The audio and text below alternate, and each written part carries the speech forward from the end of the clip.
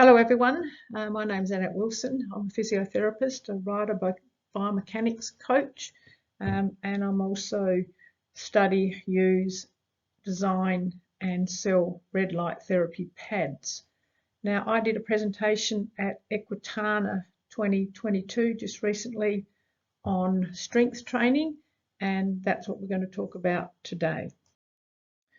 So my presentation at Equitana was solely on introducing and informing people, riders, trainers, strength training in horses using weights. So there's very little information on the internet and in history on this topic. Very little to nil research on the topic associated with equine weight training. There's a lot of work in muscle physiology and physiotherapy and weight building and weight training, but not in using it on horses. So my work is based on physiotherapy research. It's an extrapolation of that research, concepts and theories into the equine industry. It's not direct evidence-based research. So it's an application also based on equine biomechanics. It's not proven, it's only clinical evidence at this stage. We certainly need to do a lot more research on this topic because I think it's got huge value. It's safe, it's effective, it's accessible, and it's certainly relevant in the industry. So who am I? I'm a retired event rider, I'm a horse trainer, I'm a rider coach. I have a master's degree in physiotherapy and I've got extensive online extracurricular and specific education. I'm a biomechanics rider specialist and I train people in this topic. I'm also an equine biomechanics trainer, looking at how horses move and how we can better apply exercises for a better outcome. Certainly got a lot of experience and in the last 12 months I'm applying my knowledge on red light physiotherapy into the industry of horses and people for pain and rehab. So what I'm going to talk about today is why do we need a strong top line and core in our horse? I think that's pretty obvious. We all know that a stronger horse, a stronger rider gives more balance and certainly more effect and fitness. Stronger is just better. So how to strengthen muscle? So we're going to look at how do you actually strengthen a muscle. I'm going to discuss how this idea was instigated, which is quite an interesting story. Why use a weight? I'm going to look at the principles of weight training and the principles of interval training. Both are very valuable in this topic. So what is a biomechanical movement pattern? How we load the movement pattern, where to apply the weights, when to use weight training, and what the weights look like. So this is a completely new topic, and as much as I've introduced it online to other areas, this is the topic that I used at Equitana with great interest. So why do we need a strong top line and a strong core in our horses? Well, first up, what is the top line? So anything on top of the horse, the neck, the back, the loin, and the croup or the rump area, that is traditionally what we call the top line. Part of the stability system in the horse is the top line. So the core, that's the other part of the stability system. So what is the core? You can see in the second picture the red, and the third picture the red. The middle picture is the horse's core. The group of muscles that wraps around the belly of the horse underneath. We are standing upright. This picture is turned over, so the position of the core in the horse and the position of the core in the rider are similar if the rider is in all fours. So the effect on the muscle is slightly different due to gravity, but the function of the muscle in the horse and the rider is very similar. So the core is made up of the transverse abdominal muscle, the abdominal muscles themselves, and in the multifidus muscle, which is a very small muscle that runs from vertebra the vertebra. In the human, the pelvic floor is also included in that core support system. So a strong horse will perform better and certainly be a safer animal to ride. A strong horse will carry the rider more efficiently and be biomechanically balanced. A strong horse will move in the correct self-carriage. Now, by self-carriage, you really need to understand that self-carriage is not being pulled in or tied down. Self-carriage is self-carriage. A lot of controversy around that term.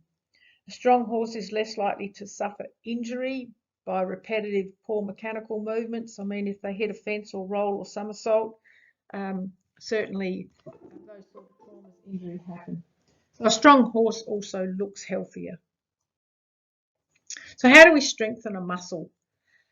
So a muscle is connected to bones via a tendon, and it has two ends. When the muscle contracts, the two ends come together. The muscle will recruit as many fibres as needed for the job. So when we load a muscle, the brain allocates the number of fibres needed. So if we're going to pick up a bucket, our brain says the bucket weighs, say, 5 kilos. We bend down, we grasp the handle of the bucket, we bend our elbow. That brings our hand closer to our shoulder. So the movement is flexion, the load is the bucket. The number of fibres allocated by the brain is the recruitment of fibres. And if we have the correct number of fibres, then we successfully lift that load through that movement. If we increase the load, the brain will allocate more fibres. If we repeat the process in intervals, so repetitions, the muscle grows in size and in strength. So it's important for rest time between loading sessions for muscle growth. Over time, strength and bulk will improve. So the non-use of a muscle leads to atrophy, weakness, and instability. So if we are going to strengthen the biceps, and a lot of weight builders do this, and power lifters, they'll lift a weight, they'll do repetitive, say, lifts of 10, then they'll have a rest. So the brain receives a message saying that if they're going to lift 5 kilos, then the muscles that are recruited is enough for 5 kilos. So we have a rest, and those fibres heal or grow within the muscle belly. Then say next week, this is the interval, we might need, because we've got more fibres, we might then allocate, we might lift 6 kilos, and to lift 6 kilos, we need to recruit more fibres. So the brain receives the message that it needs more fibres. We do our training, we give it a rest, there's the intervals, the fibres build, the strength and the bulk builds, and so on and so on. So the intervals are very important in how much we lift, the number of reps we do, the intervals between the reps, and the intervals between the sessions. So that's incremental and interval training. So in a human, we can use resistance bands, weights, and machines, and we can prescribe certain movements and set up a program. In the horse, we can't use resistance bands for repetitive loading. There are machines now on the market that we can walk horses on, and we can do swimming, but we can't isolate muscles in a horse. We have to do the package deal, which is the correct biomechanical movement pattern, or the natural movement pattern of the horse. So how was the idea instigated? If you have a look at this photo, this is a horse that came to me. His name was Cody. He's a 16 3-hand thoroughbred warm blood, 9 years old. He'd been in the paddock for about 4 months, and his owner was recommended by the vet to have him put down. She didn't have the heart to do that, so she rang me, and I took him on as a rehab client. So I did a whole rehab program. So Cody started with a diagnosis of a grade 4 out of 5 in one hind leg in the suspensory, and a grade 3 out of 5 tear in the other hind leg. But because he'd been out in the paddock for a few months, we were assuming that there had been some healing of those ligaments. On x-ray, he had kissing spine. I'm not quite sure what level. He was also diagnosed with grade 1 Wobbler's syndrome, and he certainly staggered around a bit. He was certainly not safe on his feet. He also had an unstable sacroiliac joint. You could see the movement and the wobble. The advice by the vet was to put him down. So he'd come to me after 3 months in the paddock. So as I said, we assumed there was some healing and certainly a lot of wasting. Now, the instigation of my program, I did a full rehab on this horse over 8 to 10 weeks. We put him up for sale with full disclosure on everything that was wrong with him. He was going pretty well. However, we didn't get any takers to buy him. The same day that he went on the market, I was injured and I needed a horse that I knew. So I bought Cody and we started our journey for rehab together. So we both needed strength training. For me, it was easy. For Cody, there was no information for me to apply it. So this was triggered my research or journey to research, design, build a program using weights to strengthen the whole horse. Being in lockdown in 2019 and 2020 certainly helped. So I started with Cody as in the top. He certainly feed came into it. It's not all about one done wonder. And also we went through a fitness program. He wasn't just applied weights, he was also ridden. But eventually he just grew in strength and over time he grew in strength and in bulk and in function. And I'll explain how we did. You can see here, I used a feeding program. So Cody wouldn't stand. You can see in this photo here, he never stood with his legs underneath him. He always stood with his hind legs apart. He also did this when he was in the float, and that actually caused him to scramble. So I put his feet up high, and we started low and went high. So for him to establish a natural self-carriage of his neck on body and his head on neck, he actually had to stand square. So that was part of the program. So I looked at how he was moving. I thought we will apply the weights. So that's what we did. And that was the instigation of my idea and journey to research, design, and set up a program for weight training in horses. And it certainly was very successful with this horse and the others. So why use a weight? Well, primarily we need to load the muscle. And you can do that with a weight very effectively. The thing about a weight is that if we're lifting it and gravity is the resistance, then it's always going to be lifted vertically from the ground. If we're using resistance in a machine, then we can set things up for direction, but in a horse we can't. So the weight had to be applied to a muscle. So the direction and the force of the muscle, of the amount of the weight, can be controlled. The amount can be changed and recorded. The horse is not tied down in any way. The work is what we call concentric and eccentric, and you can do isometric as well, and I'll explain this. The visual changes do come quickly. You will see the muscles working. The visual changes in bulk usually appear about 4 weeks. This is with my experience. This is not data, it's clinical evidence. The functional changes come around about 6 weeks, and the objective changes in strength and stability are functional.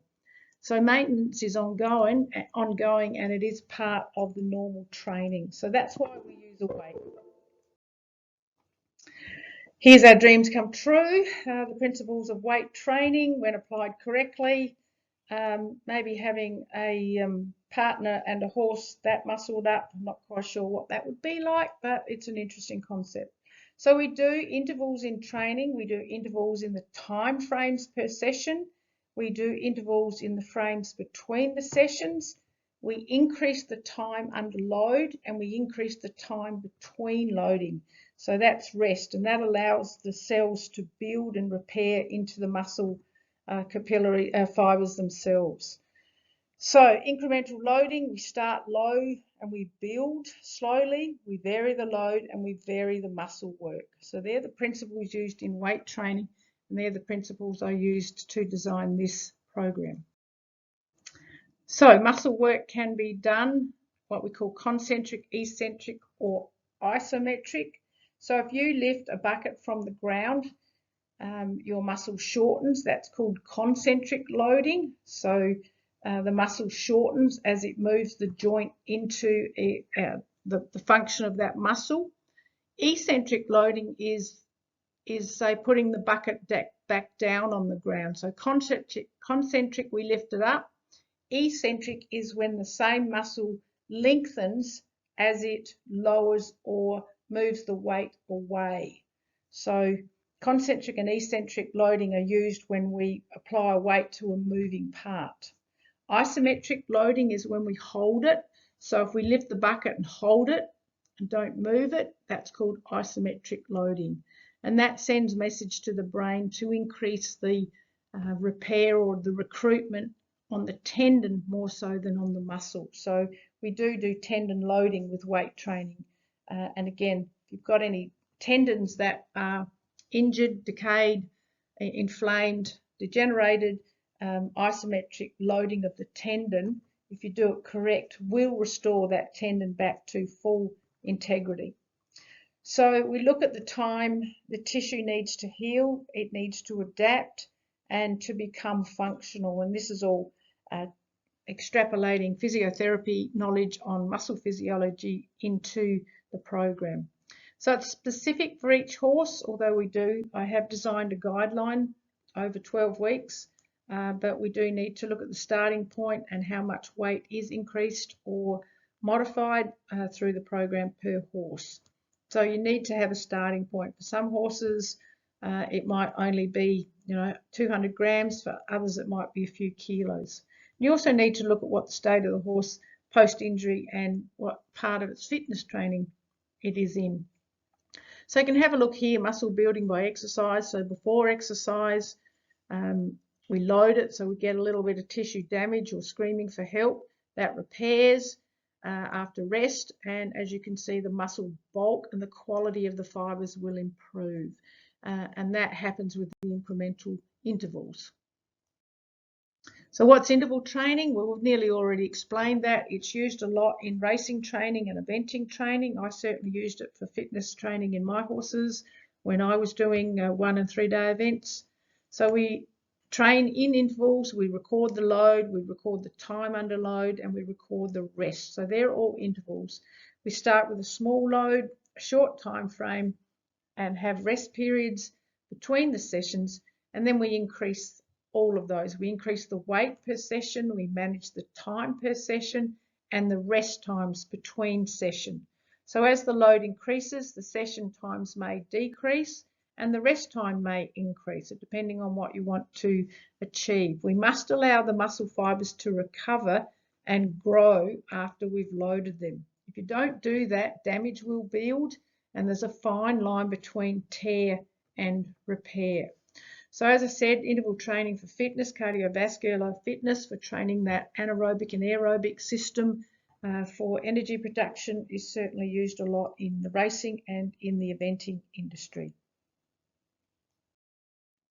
So what's a biomechanical movement pattern? As I said, in humans, we may use machines and we may be able to isolate, but we can't do that in a horse. So we have to look at what their natural movement pattern, and this is called a biomechanical movement pattern. So all the paces have their own biomechanical movement pattern. The walk and the gallop is 4 beat, the trot is 2 beat, and the canter is 3 beat. So they're biomechanical patterns. And if we leave the horse to its own self-movement, most of them will get this correct if we haven't already ruled them. The natural movement pattern is what we want to strengthen. We don't want to strengthen the abnormal movement patterns that we're sometimes presented with. So correct movement pattern will incorporate all of those muscles required. If the pattern is wrong, we can increase that pattern to become more wrong by becoming stronger being wrong, if that makes sense. So if we load the horse and the pattern, it's more than likely the natural movement patterns will come in. May take a bit of time with some horses, depending on how damaged they are, but if we leave them and train them in their own natural ability, more than likely they're going to self-correct. So if you're going to use force or tie down, this will break the natural movement patterns, and it certainly causes a lot of muscle imbalances. And the muscle imbalances are what we usually presented with when we're looking at a horse that's damaged. And the force will always cause harm. So you can see here at the top, the horse is trotting through the poles. The trot's 2 beats, so the diagonals on the ground, and we've got equal lifting of the diagonal front and hind. We've got the balancing movement of the head on the body and the neck on the body and the head on the neck. And if we don't interfere with that, the horse will trot naturally. Here we can see down in the bottom right corner with a rider, again being left to their own devices, we can ride the horse through trotting poles and not interfere. The canter action, we don't interfere with the movement of the head on the neck and just keep the horse going forward. Those natural patterns will evolve. So the movement patterns here again, the horse will move in its set biomechanical movement patterns. One thing we do know is the horse lifts his hind legs, he will bob his head for balance, and that's the walk pattern.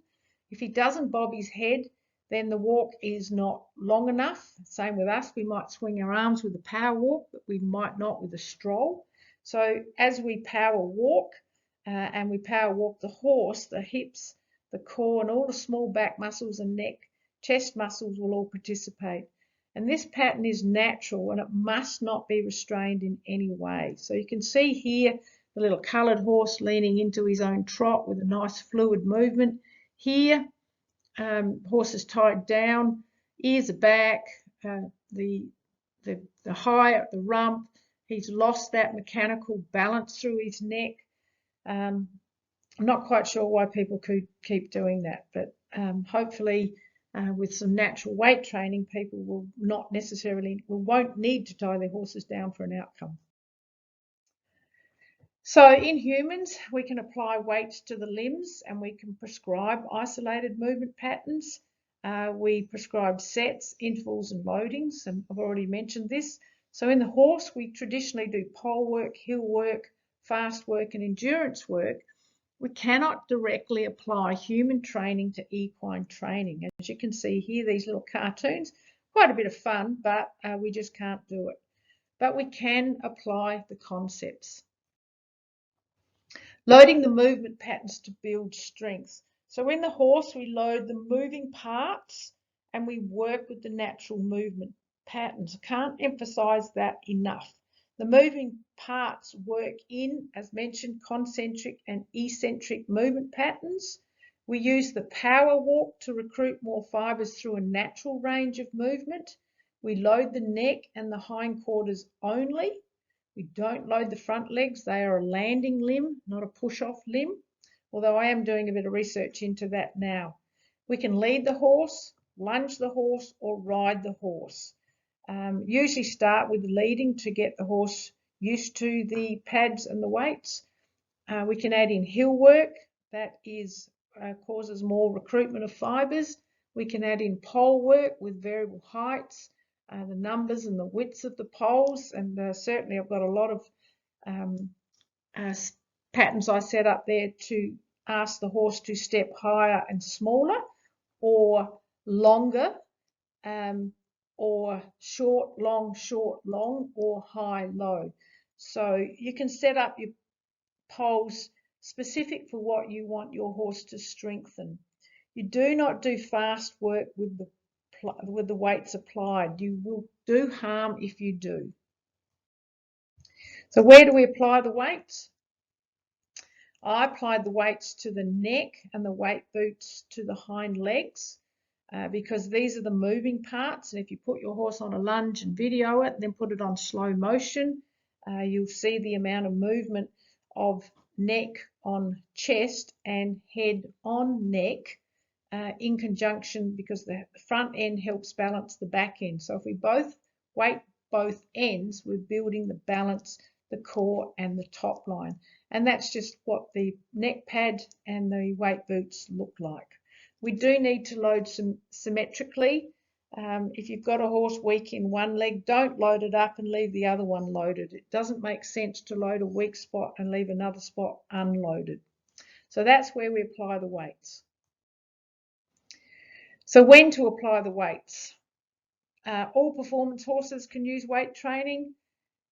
Race horses, a lot of race horses get put on walkers, so it's quite perfect or ideal to put a set of weights on the horse while it's walking on a walker.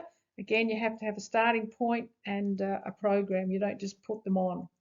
Any horses returning to work after a spell, so my horses have been out in the paddock now for 6 weeks, they're looking pretty fat and lazy. I will do some incremental weight loading with them, in addition to start a bit of a fitness program. Now, because they've already gone through it, the muscle memory will be quite quick, but because they've been laying around in grass up to their bellies, they haven't been using a lot of muscles, so I know they will have wasting and atrophy. So any recreational horse, and certainly horses with kissing spine, have had good success with those horses. So virtually you can apply weight to any horse for any discipline, for any reason. However, if you are returning a horse back from injury, you do need to have a veterinary referral or advice to go to weight training for rehab. So this is what the weights look like. After extensive research, I designed these weights, again applying all of the mechanical stuff that I know. We need the weight to be distributed over the horse's neck. So the broadness of the pad helped that. I put the weights horizontal so they don't fall out. They are tied to a saddle or a girth or a strap so that the pad doesn't tip down to the horse's ears, because it will move, and as the horse goes a bit lower with his head, the possibility of it sliding is 100%.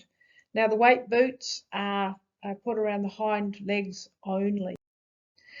So the hind leg boots are specific for carrying weights. Again, I looked on the internet. Anyway, long story short, I bought a industrial sewing machine, and I have very many templates, but the final design has come up. As far as I'm concerned, it's very effective, very safe, and very efficient. So both the neck pad and the boots have pockets to add the weights into. There's sufficient padding on the inside to protect the horse's skin. There's a secure Velcro strap to prevent the boots from sliding up and down.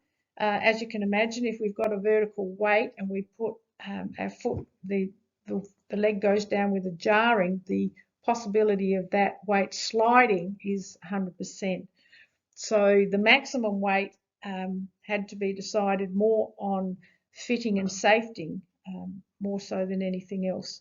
And the neck pad, as I said, is secured to the saddle or the girth to prevent it sliding into the horse's ears. Case studies. Here's Casey. That's what he looked like when I got him. A lot of things about this horse. He walked like a wobbly elephant, I suppose. He very rarely stood with his legs square. And as you can see, his coat was quite poor, but correct feeding with protein and oils, and a slow fitness regime was also introduced. We didn't just suddenly wake the weak horse up. And again, over time, you can see he fattened up, he bulked up, he increased his size of step. This is a horse that couldn't walk down a hill. I've got a video of him galloping around a paddock absolutely flat out with another horse, standing on his hind legs doing pirouettes, both up and down the hill. He stopped scrambling in the float. He returned to competition, both jumping and in dressage.